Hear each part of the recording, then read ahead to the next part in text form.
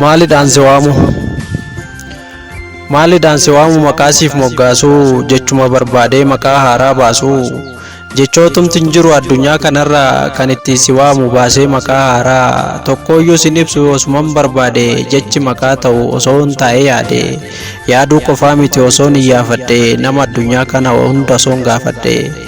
jecha hin argadhu kan itti si waamu maqaasiif moggaasuuf jechi hin argamu.